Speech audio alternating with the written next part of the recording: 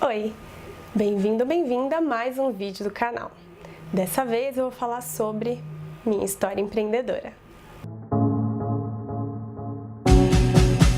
Eu vou contar alguns fatos que aconteceram comigo nesses 6 anos. Meu Deus, já tem 6 anos que eu tenho minha empresa. Eu vou contar um pouquinho como eu comecei e alguns desafios eu vou contando ao longo dos próximos vídeos, assim que surgirem as dúvidas, como abrir uma empresa, o que fazer, como planejar, como fazer plano de negócio, como fazer Canvas ou plano de negócios. Como vocês sabem, eu sou jornalista e eu me formei em 2011 e abri minha empresa em 5 de outubro de 2012, coincidentemente mesmo dia do Dia do Empreendedor. Nessa época eu não conhecia nada de gestão, nada de contabilidade, nada de finanças. Eu imagino que a maioria de vocês, comunicadores, entendam sobre comunicação, que não entendam sobre gestão, sobre essas outras partes que compõem uma empresa. Um vídeo no Vimeo, depois se vocês quiserem deixar, eu vou deixar aqui embaixo. Eu fiz um Draw My Life. Era uma época que estava na moda, todo mundo fazia Draw My Life. E aí eu decidi fazer à mão com uma câmera Cybershot. Eu vou pegar ela para mostrar para vocês. Eu comecei com essa câmera aqui, ó. É uma Canon, é uma Cybershot da Canon. Eu já tinha um tempinho em empresa, então eu fiz o Draw My Life contando a história. Como que começou? Eu trabalhava como jornalista e assessora de imprensa, né? A parte de comunicação contratada de um sindicato e tinha uma amiga lá dentro, uma colega que ela começou a vender biquíni.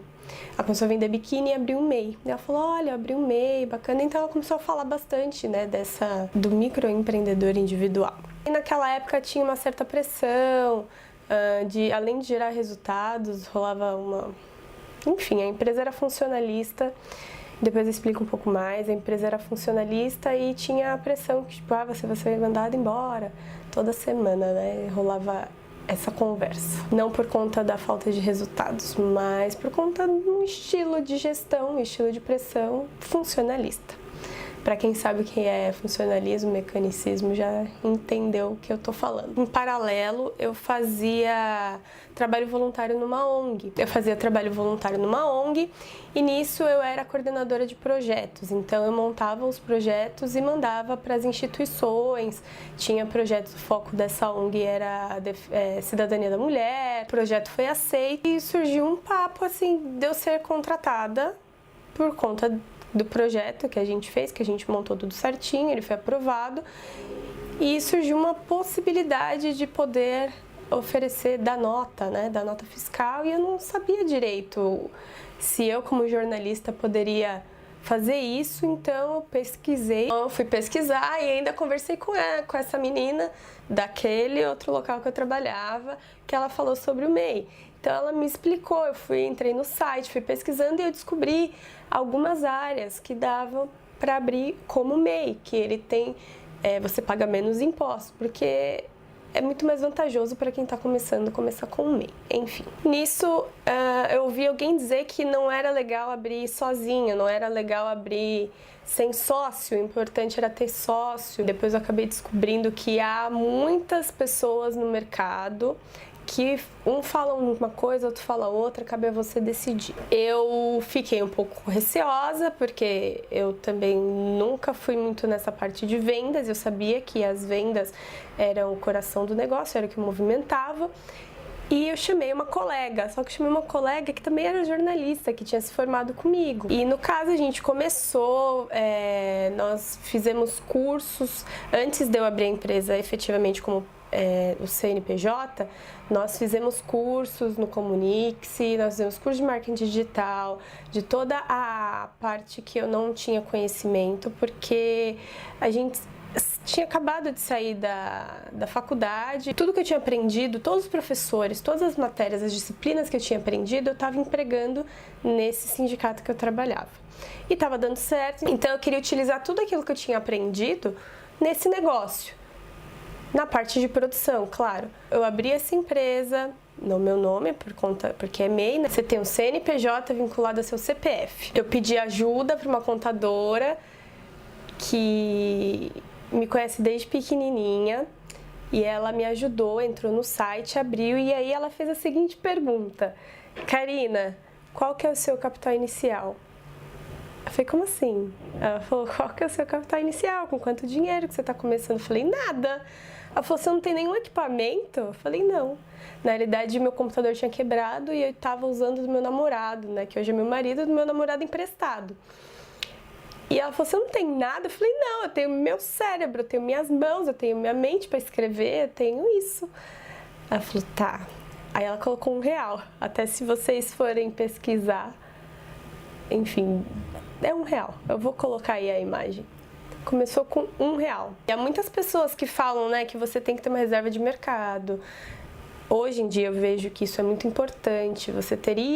O ideal seria que você, se você quiser abrir empresa, que você tenha pelo menos uns 6 meses a 1 ano dos custos fixos, um pouquinho dos custos variáveis, que depois eu explico mais pra frente, para fazer, se acontecer algum problema, a empresa não quebrar.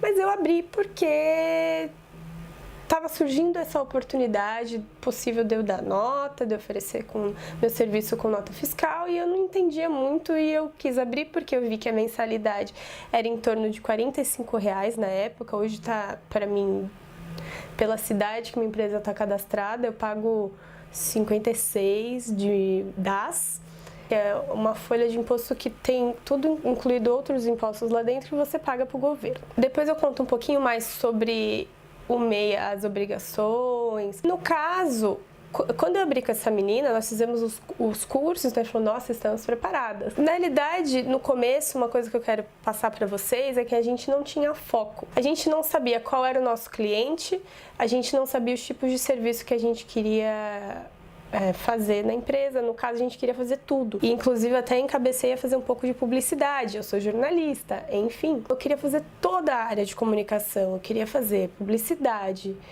Eu queria fazer redes sociais, né? Que estava no início, estava começando os empresários, os médios e pequenos empresários estavam começando a entender essa questão das redes sociais, da importância. Assessoria de imprensa, pesquisa de mercado, que eu tive isso na disciplina de jornalismo. Design gráfico, diagramação, fotografia.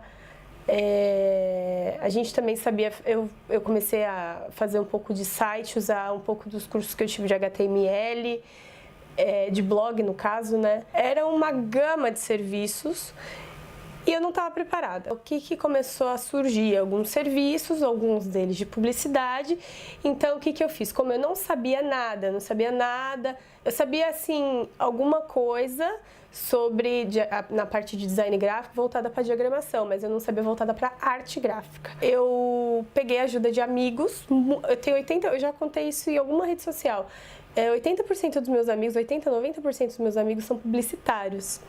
Por incrível que pareça. Minha irmã é publicitária agora. O primeiro cliente, na realidade, eu estava em negociação com 2. Eu estava para fechar com um dentista, que, enfim, acabou que ele foi um cliente que ficou em todas as fases da Acon, que foi a empresa que eu abri, o nome Acon Comunicação Integrada. Estava na negociação dele, do dentista, com uma escola de inglês, que na realidade também era MEI, era um profissional, que foi indicado pelo meu professor de inglês.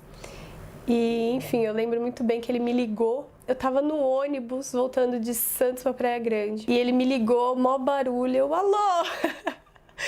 Enfim, ele não falava muito bem português. Ele não era daqui, ele era estrangeiro. Então, eu entendi metade do que ele falou pra mim. Mas eu entendi que ele queria os serviços de redes sociais. Enfim, acabou que a gente fez um planejamento, eu estudei muito voltado a planejamento estratégico, que foi algo que eu não tive na base, né, de jornalismo, comunicação social e jornalismo, não tive. Eu estudei, a gente fez um planejamento, deu certo e tal, só que, enfim, fizemos um serviço, acho que foi 5 meses, esse primeiro cliente, e nisso, logo que a gente fechou com essa escola de inglês, com esse profissional, professor de inglês, nós fechamos também com esse dentista que confiou no nosso trabalho. E a gente fez... E nessa época que eu fechei com o dentista, a minha sócia, ela decidiu sair, eu fiquei sozinha. E hoje ela seguiu uma outra carreira muito bacana, torço muito por ela. E eu segui sozinha, sabia que eu tinha dificuldade de vendas. mas segui. Eu falei, vamos ver o que vai dar, até porque eu tava com esse outro emprego no sindicato. Eles não eram meus clientes, eu ainda era contratada deles. Nesses 6 anos, descobri muitas coisas que eu vou falar pra vocês. Não fiz, logo no começo que eu comecei a fazer a questão de publicidade, depois eu encerrei essa parte, fui afunilando. E hoje em dia nós atendemos tive muitas estagiárias, tive algumas estagiárias que me ajudaram bastante. Consegui comprar equipamentos, essa câmera, inclusive. Consegui comprar, tive um escritóriozinho na minha casa, sempre trabalhei em casa. Vou mostrar uma foto aí pra vocês de uma das equipes que eu tive. Eram pessoas muito capacitadas, assim, nós três na realidade sempre na época que a empresa começou a andar mesmo, ficava eu na parte administrativa, contábil também auxiliando na parte de produção, tudo que saía, tudo que era levado ao cliente era aprovado por mim. Então tinha uma jornalista, uma estagiária na parte de jornalismo, a Dani, e sempre trocava também as estagiárias de publicidade, que eram as que faziam artes. Então tudo que elas aprendiam, todas nós, a gente trocava muito. Então todas nós aprendemos bastante, conversamos com muitos profissionais, em todas as áreas. Não vou focar só nessa parte de publicidade, porque a gente atendeu muitas redes sociais, muita parte de conteúdo, muita parte de SEO. Nós atendemos bastante clientes de assessoria de imprensa. Conseguimos, depois acho que de 3 anos que eu tinha a empresa, passar esse sindicato para meu cliente, então as meninas atendiam também. Eu atendi ao todo, nesses 6 anos, 42 ou 44 clientes e foram mais de 110 projetos. Sou muito feliz de ter começado essa história empreendedora.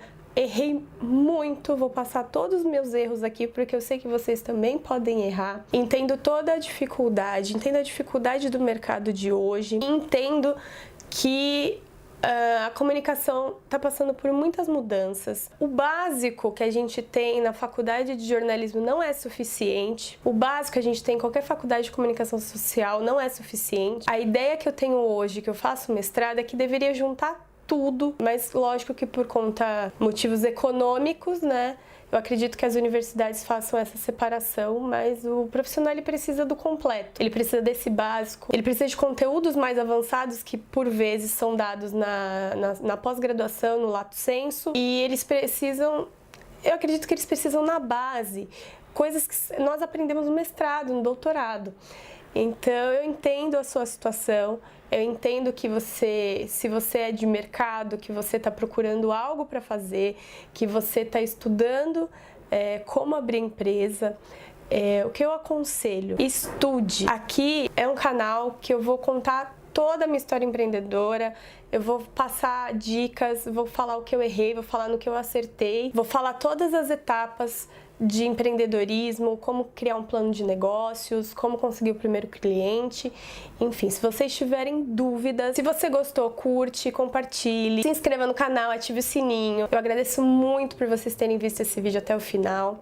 Continue aqui comigo, até o próximo vídeo, tchau, tchau!